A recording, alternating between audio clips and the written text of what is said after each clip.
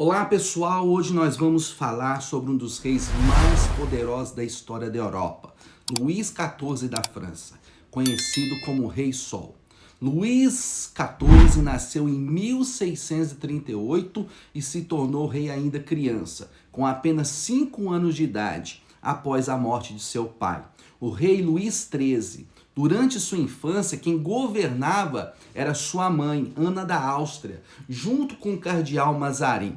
Nesse período, a França viveu momentos de instabilidade e revoltas da nobreza, conhecidas como Fronde. Essas revoltas marcaram profundamente o jovem rei e ajudaram a moldar sua forma de governar. Luís XIV aprendeu cedo que para manter o poder não poderia dividir a autoridade com a sua nobreza. Em 1661, após a morte do cardeal Mazarin, Luís XIV tomou uma decisão histórica. Ele passou a governar sozinho, sem primeiro-ministro. A partir desse momento, todo o poder do rei passou a concentrar em suas mãos. É nesse contexto que surge a famosa frase atribuída a Luís XIV: o Estado sou eu. Para Luís XIV, o rei não era apenas o governante, ele era o próprio Estado.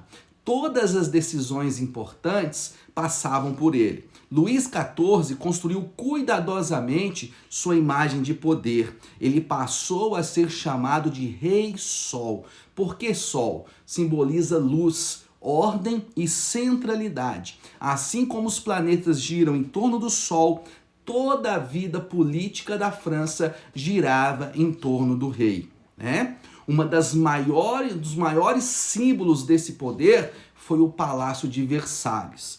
Não era apenas um palácio luxuoso, ele funcionava como uma verdadeira armadilha política. A nobreza era obrigada a viver ali, sob a vigilância constante, disputando favores do rei, enquanto o poder real permanecia totalmente concentrado em suas mãos. Enquanto os nobres disputavam privilégios, Luís XIV fortalecia a administração do seu estado, criando uma burocracia eficiente e fiel ao rei. Isso permitiu que a França se tornasse uma das maiores potências da Europa. A França se destacou não apenas politicamente, mas também culturalmente. A arte, a arquitetura e a cultura francesa se espalharam por toda a Europa, fazendo da França um modelo a ser seguido. Por outro lado, o reinado de Luís XIV também foi marcado por guerras constantes e altos gastos que trouxeram consequências graves para o país no futuro. Luís XIV governou por 72 anos, o mais longo reinado da história europeia. Quando morreu, deixou uma França poderosa e admirada, mas também com sérios problemas financeiros e sociais, né?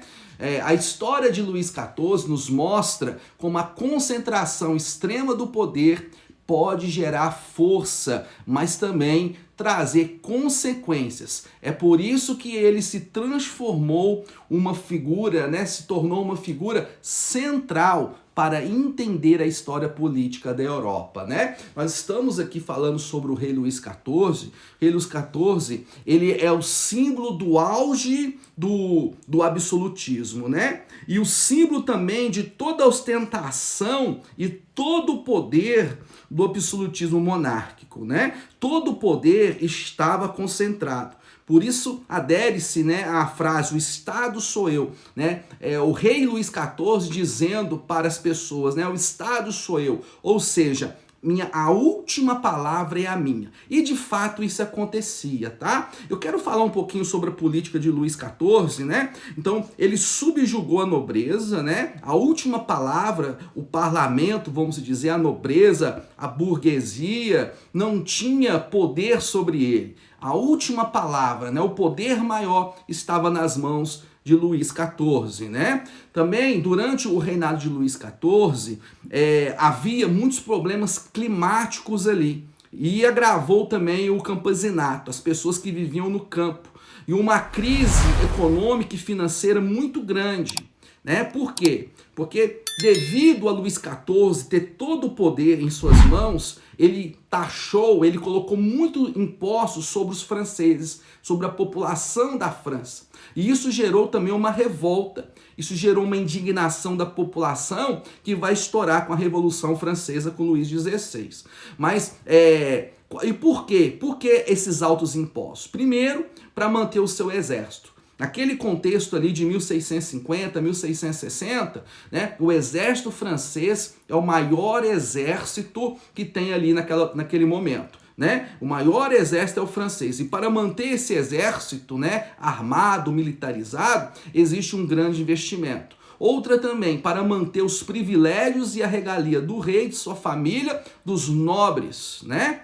E isso gerou o quê? Isso levou a sociedade francesa a uma grande miséria que mais para frente vai desencadear a Revolução Francesa em 1789. Então, né, além dessa alta carga de impostos, né, que o rei impõe sobre a população, há também a questão do clima. O clima não favorece, né? Há um momento de escassez climática, né? Uma falta de chuva, e isso agrava mais ainda a situação econômica, né? Durante o reinado de Luís XIV também, houve guerras, né?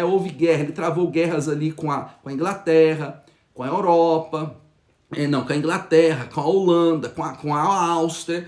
A princípio ele começou, né, a ganhar, ele teve êxito, teve vitórias nessas batalhas. Mas depois, no fim do seu reinado, ele começou a perder. Ele começou a ter baixa de soldados, ele começou a perder as guerras. Isso também gerou, né, um grande prejuízo para a França. Né, um grande prejuízo para a França. Durante o seu reinado também era comum vender cargos públicos, títulos. Então Luís XIV, ele fez essa política de vender títulos e cargos públicos, onde burgueses que tinham dinheiro também compravam esses cargos públicos e ali ficavam, né, tendo privilégios também, e era uma forma também do rei Luís XIV se impor sobre esses empresários, sobre esses burgueses, né, sobre aqueles comerciantes, sobre os nobres, impor o seu poder sobre todos aqueles que compravam títulos para participar, né, na nobreza. Luís XIV, ele é da linhagem dos Bourbon, né? Então ele é o famoso Rei Sol. Rei Sol por quê? Porque o Sol é o centro do universo, né? E tudo está, né?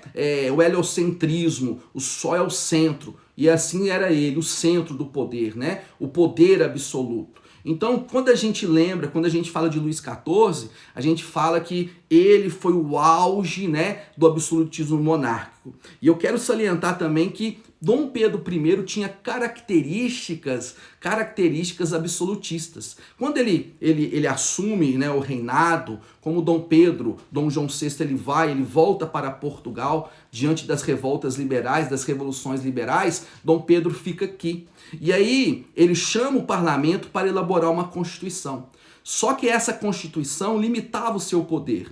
Simplesmente Dom Pedro, para você entender a característica do absolutismo monárquico, Dom Pedro ele fecha o parlamento. Ele fecha o parlamento e ele faz a sua própria constituição. E ele coloca, né, como se dizer, os seus ministros, aqueles que estarão ali, né, junto ao lado dele, administrando o império, administrando o seu reinado. E ele remove, né? Ele remove o parlamento, ele fecha o parlamento e ele cria a sua Constituição, né? A primeira Constituição do Brasil, ela foi uma Constituição outorgada. O que significa uma Constituição outorgada? Foi uma Constituição imposta, onde o parlamento não participou, onde, né, o povo não falou, onde somente ele, né, com seus como se diz, com aqueles de confiança, elaboraram a Constituição, e nessa Constituição tinha um nome chamado Poder Moderador, que mesmo diante, né, do que o parlamento falava ou do que outra pessoa na função política falava,